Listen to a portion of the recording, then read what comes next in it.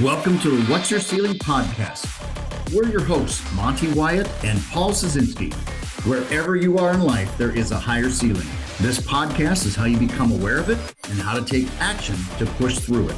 It's time to discover your ceiling. Welcome to the What's Your Ceiling podcast. I'm Monte Wyatt, where we talk about your health, your family, and your business. I have got an amazing guest for us today. We're going to have a great conversation. She's a great friend of mine. She's a relationship expert. She's a 4-time book author. She's a fellow podcaster, and she has a purpose of helping others become their best version of themselves. So I want to welcome Cinthia Hiatt to What's Your Ceiling? Welcome, Cinthia. Thank you. I'm really glad to be here. Well, I am looking forward to our conversation and hearing everything that you do to help people in today's mental state as you're coaching them, as you're helping them through different things. We always start our podcast with a theme, and our theme today is our best version. So when you hear the phrase our best version, what comes to mind for you? Well, I'm really glad that you kind of took that on, because when I first did it, it was probably about 10 years ago, and it was God really just gave me this idea of, we can be so many versions of ourselves, and we are different versions at different times in our life. I mean, me in high school versus me in college, or who am I to my neighbor? Who am I to my colleagues? Who am I to my clients? My husband, who am I at the grocery store? And so it's really helping people to be able to say, I have to decide who I want to be, and if I'm going to be the best version of myself. I can't be somebody I'm not. And so it really helped me to say, this is me, and I can decide on a lot of parts of me. There are some parts of me that obviously I can't change. I can't, but it's the acceptance of who you are first, and realizing that you certainly were created for a reason. You were born. There's a point of all of this. And so when I remind myself to be the best version of me, that helps me to either rein in some negative emotions, or it helps me to have confidence to express positive emotions. It also helps me to recognize when I need to take a different path, or when I need to practice the word no. And so being the best version of me might be saying no to something I know I shouldn't be doing. And so a lot of it is really recognizing that my philosophy, or my belief system, is understanding that every human is a unique person. Nobody is replicated. And one of the shows I did about this, part of what I found as I was creating the show, is I was doing this whole entire thing, and I got to the end, and I was talking about how unique everybody is. Nobody can be replicated. And then I thought to myself, oh my gosh, but what about twins, identical twins and fingerprints? Oh no, I messed up my whole premise, right? So I start researching twins in utero and fingerprints.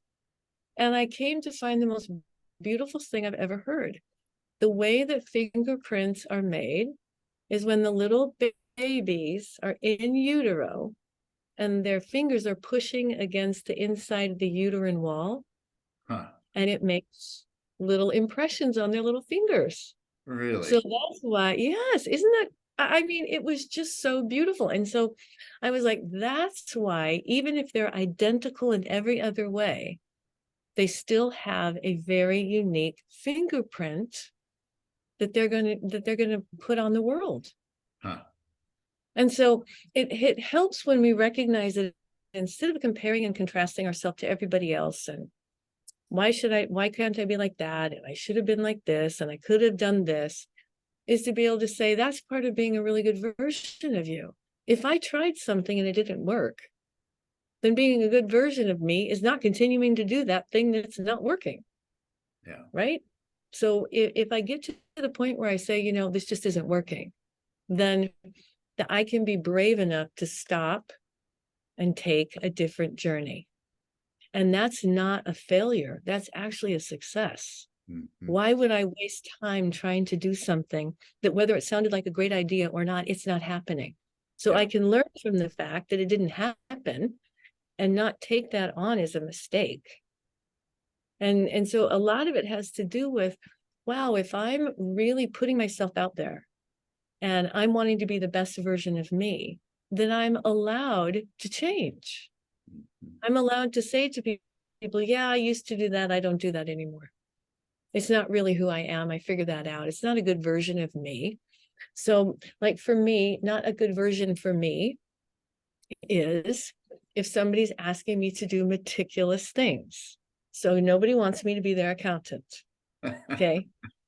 I can be a good version of myself by showing up and being willing, but I'm not going to do a good job.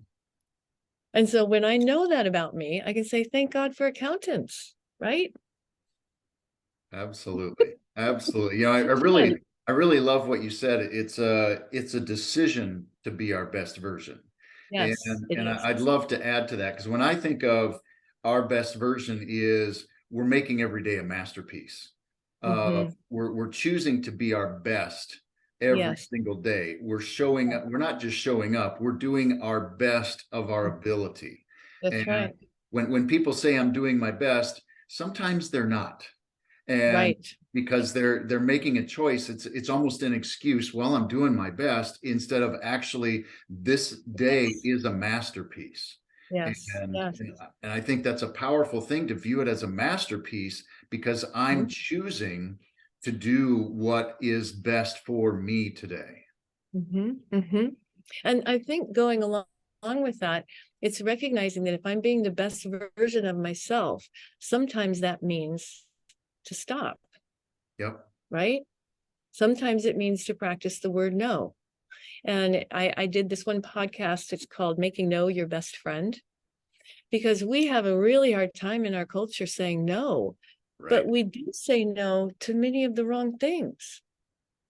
And then we'll say no to We the say right yes thing. to the wrong things. Yes, exactly. That's like I just did. Okay. So it's like being able to recognize that no can be my best friend. That can help me, galvanize me to make a better decision, to go on a different path. Yeah. And so it takes effort, but I always remind people, we put effort into all kinds of things. We put effort into our bodies, into our hair, into our education. We put effort into our children, and then we forget to put effort into ourselves. And so being the best version of me is making sure that I'm good operating, I'm in a good operating order. It's kind of like if someone says, yeah, you can borrow my car. And you're like, thank you. That's going to really help me out a lot. You go open, you take the key, you open the car. It doesn't have any gas in it. It's got flat tires. It's like, what good is that? And so sometimes being the best version of me says, I need to say no, or I need to say stop, or I need to recognize that I can be proud of how much effort I put into something. And just because it didn't come to fruition doesn't mean it's a mistake. Yeah. It means it's a great lesson. Our show is about health, family, and business. And I think being the best version of ourselves also is looking at the holistic of ourselves. Are we exercising? Are we eating right? Are we spending time with our family that we should? Are we managing the business the way that we should? Are we taking care of ourselves? So it's not just in one area. It's taking a look at, I'm the best version of myself in every aspect of it, instead of, well, I'm just choosing this area. And Right. that's a challenging thing to do in today's world. Well, and the other thing, as you're talking about that, the best version of you in all these different areas, one of the things that helps me to keep doing that, taking care of myself, making sure I get sleep, exercise, all those types of things, is because the greatest act of love that I could give to people that love me is that they don't have to worry about me.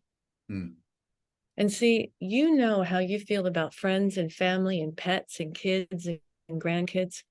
And when I am actively taking good care of me, it's ridiculous to think that that's somehow being, I don't know, indulgent. See, indulgent is not taking care of me. I don't like to take care of me. I mean, I don't know who really does. I mean, we do some things that maybe we enjoy, getting my hair cut, maybe, I don't know. But man, taking care of yourself, going to sleep, getting up, exercising, eating the right foods, making sure that what you're watching on TV is not, something that's going to harden your heart, all these kinds of things that we do so that, wow, the people in my family do not have to worry. And that's a wonderful blessing to give to anyone that loves you. What a perspective right there. That's a whole new perspective right there. Because the world wants others to take care of us. That's how can we take care of you? How can we do this? Instead of let's take care of ourselves. Right. And see, then when we do, I mean, think about, anyone that's in the military. Think about firefighters. They're always on their game because they never know when they're going to have to show up. And so when we can live that way, we are also going to enjoy our own lives better. We're going to enjoy ourselves better. We're going to have less insecurities because we feel better about ourselves. Yep. And then it also gives us more humility so that I can say, hey, that's my bad. I messed that up. I mean, how many times have I done that with you? Right? I can't count that high. I don't. Oh, thank you for that. I'm just teasing. Yeah, but you still ask me on your show. Right. No, Cinthia, you have been a great help to me over the last year. I know we've spent a lot of time together. You've helped me through challenging things. I'd love for you to tell our audience, we call them the achiever.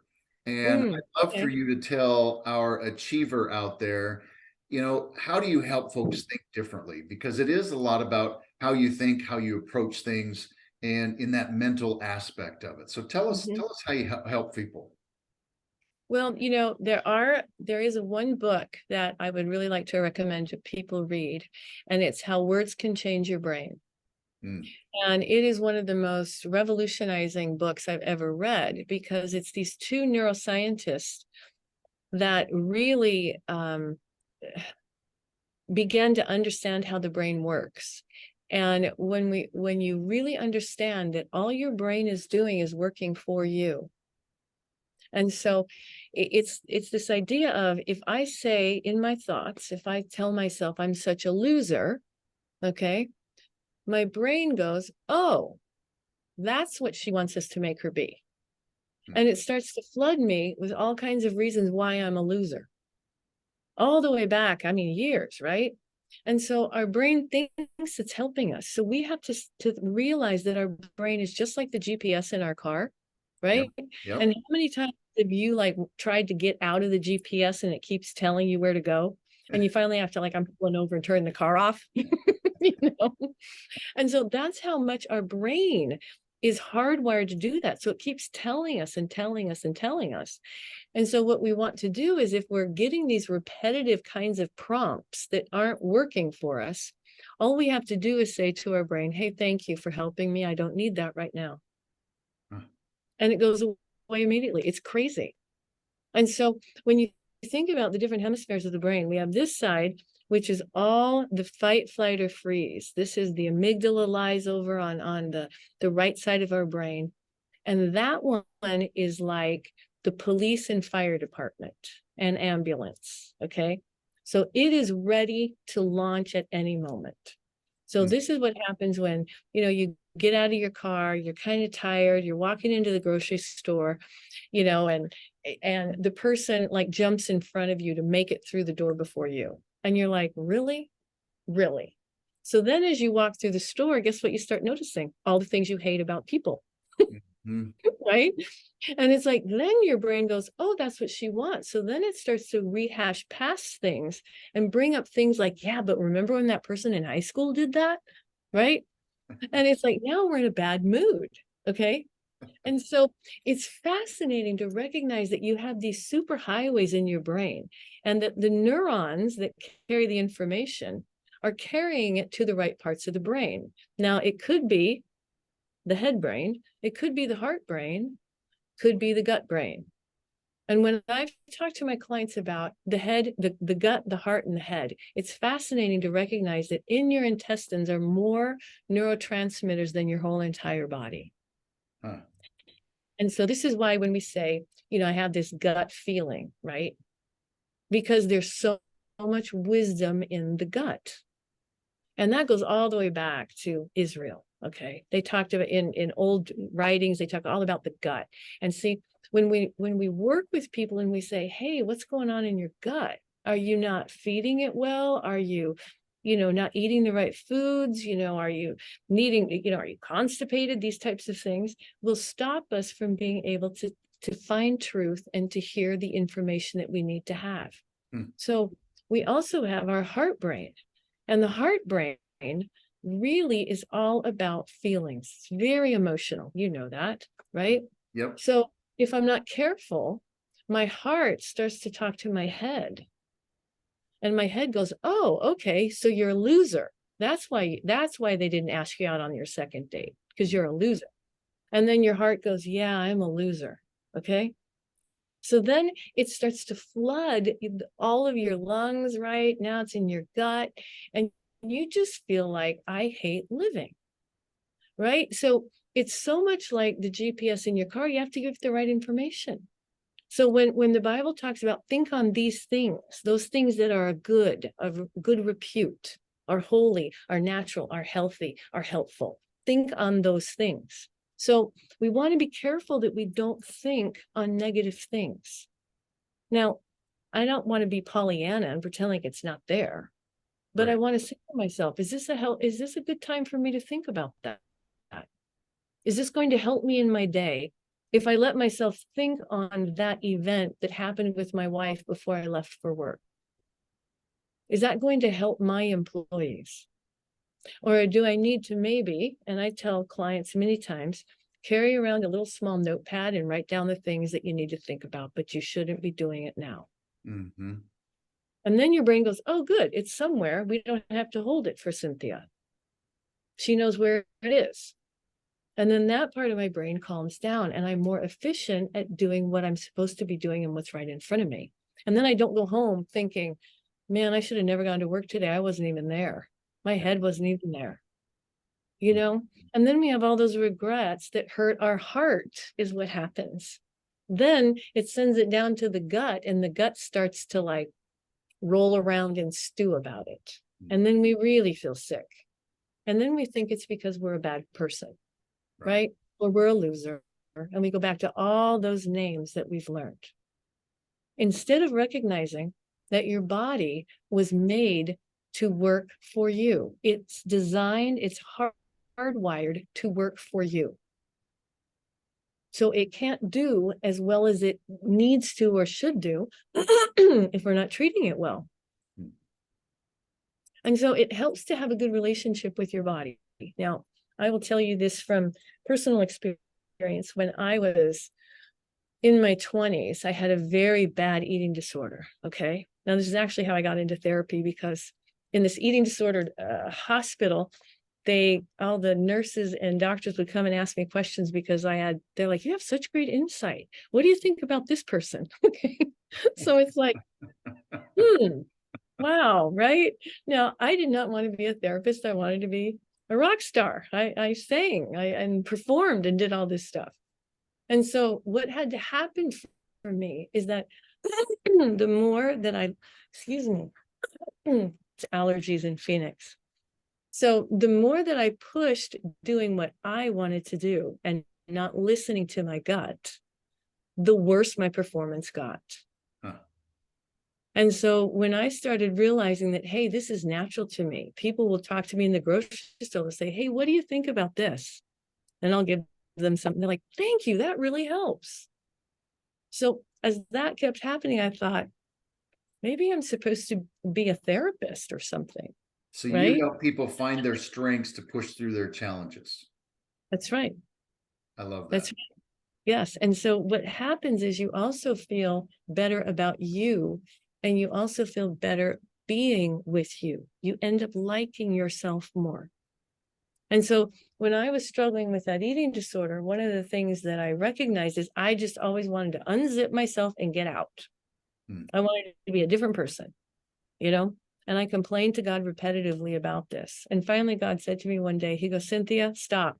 I don't want to hear it anymore. I don't want to hear you complain to me about yourself. I like you. I planned you. I'm happy I made you. So you can get with the program if you want, or you can be miserable. But I'm glad with how I made you. Hmm. And I was like, ow. And so from that point on, I don't complain about myself. I might complain about, hey, I don't like the decision I made. I could have probably done that better. But I don't go, why can't I be this? Or why can't I be that? Or I should have could have done this. And see, it helps our mind to keep us in the right headspace when we're not giving the mind all this information that's not true. It's just a feeling. And if the only thing that you're, you know, the people that are listening here from me today, when I realized feelings are very real, not always true, that I can't believe every feeling I have, they're fleeting and they're situational. The truth is always the truth. You know, you just made me remember a quote from your latest book.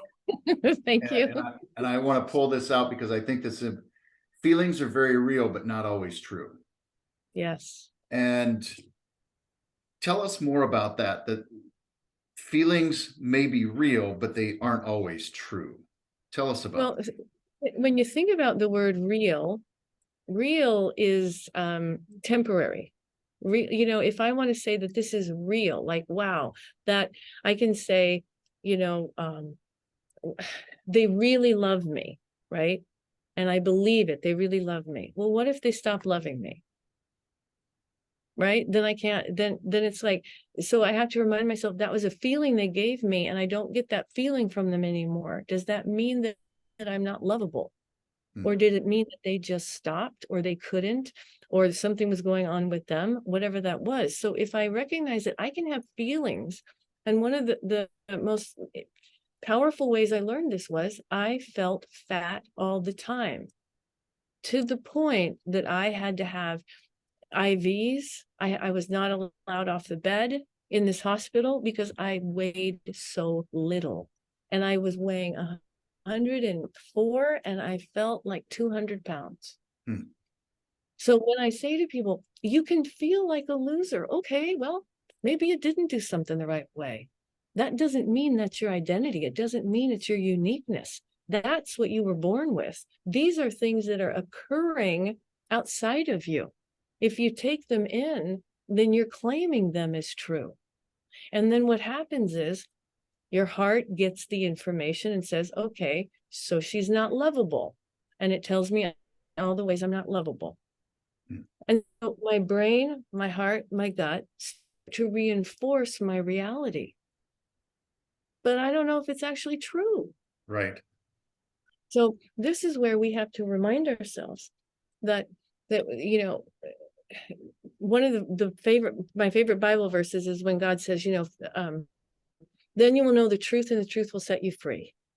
And I have learned that in so many ways, that I didn't want a truth because I thought it would hurt me. And as soon as I heard the truth, I felt relief. I was like, that's true. That's true. And even if it's a negative truth, I have energy to turn it around if I want. Yep. But with a feeling, feelings are fleeting. And so my feelings change rapidly. And this is why with couples, when I work with them, I'm like, okay, so do things, do activities, do behaviors that cause them to have good feelings about you. And it's kind of like a novel concept, but I say to them, you know, your baby is crying its head off and you want to sleep and it's 4 o'clock in the morning. So you're having a bad experience of that baby. Does it mean you're going to get rid of the baby? Of course not. It's temporary. The baby's having a hard time. Does it mean the baby doesn't like me or I'm not a good mom? Well, I've had some women, I've had to talk to them about that. I said, they're not even thinking about you. Mhm. They're trying to survive is all they're trying to do. And so many people are simply surviving, and we're taking it personally. So let's dig into that. I think the world probably has a stronger mental health challenge than we've ever had before. Yes. Um, just would love a couple suggestions or tips of how do we start to address that? Because whether it's the workplace, our stress life, our home life that's stressful, how do we work through some of these things? Because I think that's stress and our mental health is a huge challenge today. Well, I think you're right on. And what I've come to learn and that I teach is is making sure that we remind ourselves that we're in charge of how we feel. We can accept a feeling or we can reject a feeling. Feelings are fleeting, they're chemical responses to different things that happen out in the world. And what we have right now is a bunch of adults that are thinking like children and wanting to feel good all the time and thinking that everything that they do, they should be applauded for, instead of saying, can't I just feel good about myself because I did the right thing? Hmm. So I can carry that with me everywhere I go. If I don't do the right thing, I can forgive myself and get back up and do the right thing. Yeah. And so we overcomplicate it by giving people this impression that being an adult is arduous and laborious. And instead of recognizing that being an adult is so much easier if I'm willing to be a grown-up. Hmm. Life is much easier as a grown-up. We never send 12-year-olds to the bank, right? We don't want our 15-year-old to go, and get married. What we're wanting is for people to be age appropriate. And so what we find with grown up humans is they're not age appropriate in their mind and in their hearts. They're still wanting something Hmm. that they didn't get back in their childhood. They didn't get picked for the football team or whatever that, and that's stuck with them their whole life, and everything that they do is, weighed against that.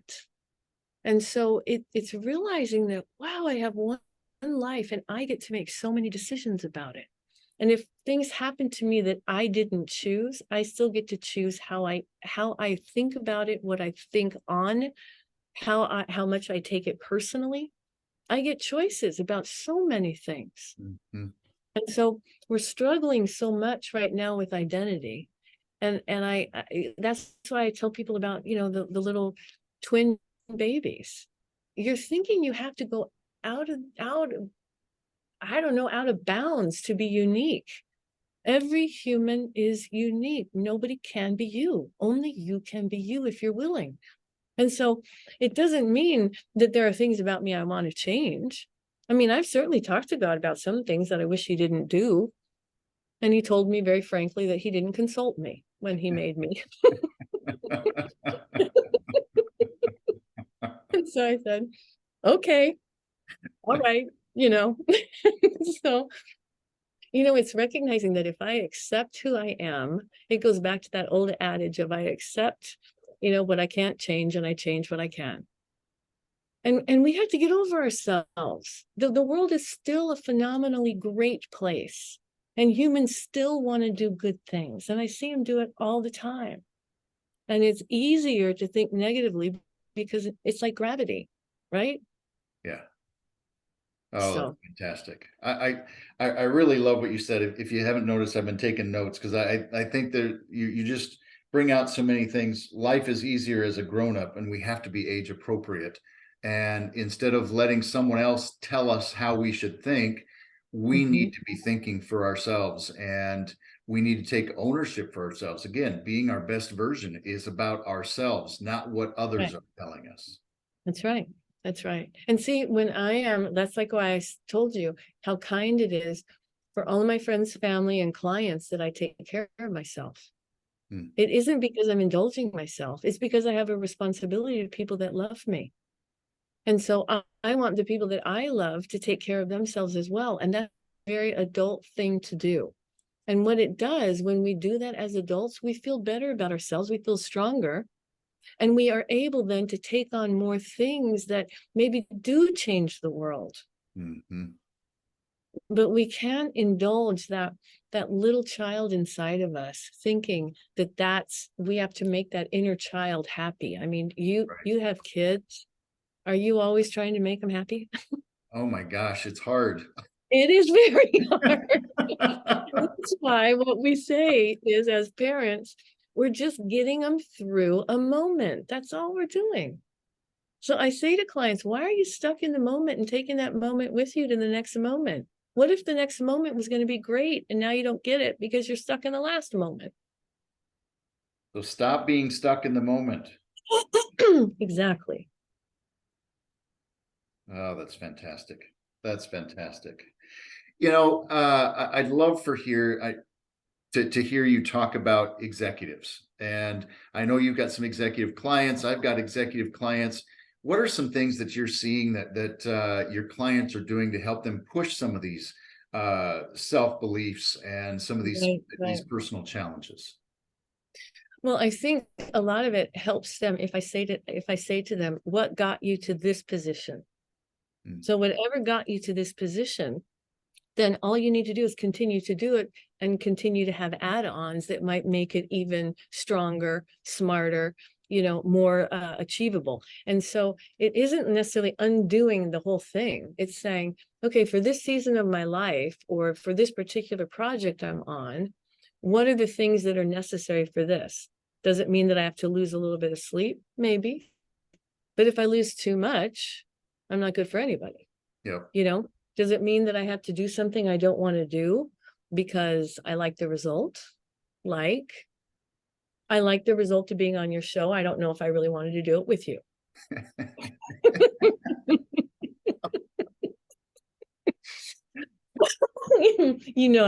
I'm teasing. Yes, they do. But it helps to make the point. It's like there are people that I do, people that I work with that I wouldn't necessarily want to be friends with. Yeah. But they have a talent, they have an ability, they have a drive, they have some like-mindedness. So I'm going to overlook a lot of stuff. So I tell people many times, you're like walking piece of Velcro, you're snagging on everything. Huh. Smooth it down, just smooth it down. Everything doesn't need attention. Everything doesn't need attention. Except for me. Right. I think everybody says they're so busy, and I think that's another challenge that we all have is we're trying to do everything. Yeah, Everything doesn't need attention, and that's we right. believe it does. And so I can be the best mom, the best dad, the best leader, the best manager, whatever it is. And that's a big challenge. We can't do And see, that's where it goes back to saying, if I can, I would. everything. Why wouldn't I? So if I can't, I have to accept that. I can't do everything. And if I try, I'm going to mess up a lot of things. And so it's being able to say, being the best version of me is making sure that the product or the interaction that I had with the person helped them be better or feel better and not giving them more burdens to carry. Yeah. And so that might mean that, hey, I had to cut this short over here. Or it might mean that I have to say to them, when can we talk again? Because I have something I'd like to share with you that I think will help. But if I do it now, I'm going to mess up some other things I'm doing. Timing is so important. Yeah, and people can accept that. And if they can't, then they need to do the schooling of being grown up, right? Yeah. Yes, and they need to learn to wait. See, one of the most important qualities of humans that are parents and adults that are good adults, they have the ability to wait. One of the challenges that I see with a lot of my clients, they're frustrated with the generation because of they're not acting age appropriate. Mhm. And so we as employers are trying to be the parent and the employer Right, at the right, same time right. because our employees aren't acting their appropriate age. So, that's where I think companies like that would do well if they said to those younger employees, I don't need to explain this to you. I need you to watch me. Just copy what I do. You know, so that you're not taking all this time like it's your child to like, okay, you know, that you're saying, wait, this is your job to learn this. And see, when we talk to people in those ways, more adult ways, they feel better every time. Yeah. So when I say to them, you can do this, why aren't you doing it? Well, I don't think I can. I'm afraid of, you know, whatever that is. You can say, okay, how many hours do you need to feign, you know, your confusion and to make sure that you can complain as long as you can, and then you're going to show up at work tomorrow and it's still going to be there. You still need to do the job. Right. You know? And so that's more coaching people. That's saying, hey, I wouldn't put you in this position if I thought you're going to fail. Why would I do that to myself? Yeah. Yeah, that's And great. so they're so tentative in so many ways, where you and I, we jumped at the opportunities. We couldn't wait to have them, you know, and they're so willing to be complacent and like, well, this is good enough, you know. I want to reinforce what you just said to our achiever out there. You know, it is about coaching, and some people get fearful of the word coaching. It's like helping people push through it with confidence because Mm-hmm. they can do it. And sometimes they just need someone to say, "You've got this. I know Well, you what do you can do think this." what do you think cheerleaders are for? Absolutely. They don't play football, right? They're cheering. They're cheering on the team in the whole entire stadium. Yeah. Absolutely. Absolutely. So I love that I want our achiever to take that away, that we have to be that cheerleader, that coach, that reinforcer to Yeah. to encourage people that they can do it. Right. And when we eliminate the feeling of frustration, we can push people through Mm-hmm. and it will get better. And using the frustration to push you forward, Yes. you know, and I think that it's tough because we're such a society of feelings now. It's kind of like all the therapy stuff has now turned against us. You know, I can't tell you how many times I have to say to clients, would you just ignore the feeling, please? It'll go away, you know? And I have this terrible saying that I think you will like, but I'm kind of prissy, so I don't like saying it. But this is what I'm going to tell you, okay? I tell this to young people all the time. Feelings are like gas. They pass.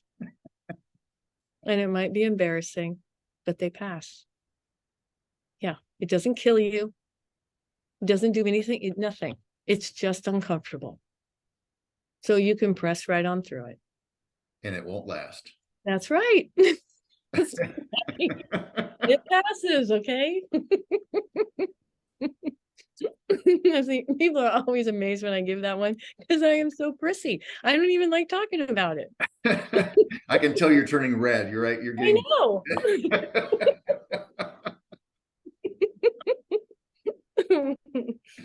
you know, I really appreciate the insights and the comments that you've made today, and I hope our achiever takes them away and takes them to heart to put these things into practice, because it is a challenge, and we have to take ownership for ourselves, and that's becoming our best version. And you've given some great tips, and I'll summarize a couple here in a moment, but one of the last questions I love to always ask is, what do you want to be known for? So as you think about the impact that you're making with your clients or the people that you interact with, what do you want to be remembered by, or what do you want to be known for? um mostly that when people interact with me, they feel loved. They feel very loved, even if I'm telling them hard things. That's you want people to feel loved. I love Yeah, it. That's because I think that's it. That's important for people to have courage to change. And so sometimes in my life, I've had to love myself, even if I didn't think anybody else did. mhm. I kind of had to love myself out of myself, you know. And you know, realizing that I'm going to be me forever, that was daunting, you know. Yeah. Somehow I thought I'd go to heaven and be, I don't know, somebody different, you know. And here I still am. And it's making peace with you and recognizing that humans are amazing. When we think about this idea of human lives, I give people the example that, inmates, like hardened criminals that are going to be executed, right? They sterilize the needle they kill them with. Yeah. This is innately how valuable human beings are. Right. I mean, and they get a lot of trouble if they mess up that execution. Lots of trouble. That's wonderful. Well, a few points I want our achiever to take away from, it's a decision to be our best version. And that's right. we decide that every day. It's what we say yes and no to. We each are unique. There's no one else like us. I really love this. You said the greatest act of love is that people don't have to worry about you. Mm-hmm. And I think that's great. Just love the focus of feeling is temporary, and stop being stuck in the moment. We can't do everything. You had so many little tidbits. I tried to capture them all, but that's why we record this, right? So I just want to say thank you so much for your time today. You are amazing. You've helped me greatly. And how can people get a hold of you if they want to know more about you and seek out help? Yes. My website is CinthiaHiatt.com, and it's spelled CINTHIAHIETT, phonetically perfect. Cinthia Hiatt. So, and you can certainly find me on your favorite podcast server. I have lots of shows that are out there, and lots of good things during the week. You can go to Facebook and all the things that are online. So I have a team that does a lot of good work for me. So I appreciate them. That is wonderful. Thank you for being a great relationship expert, a great counselor to me, and hopefully a counselor to all of our achievers out there. So thank you for joining us, Cinthia. Truly, it's truly an honor to be asked by someone that has also, that I've been able to teach. So I really do appreciate you allowing me to be on the show. I really do. Oh, yeah, it was fun. It's very fun. Well, thanks for joining us on What's Your Ceiling podcast. Look forward to a next episode next week, and keep up the great work, achievers. Thank you. Bye-bye.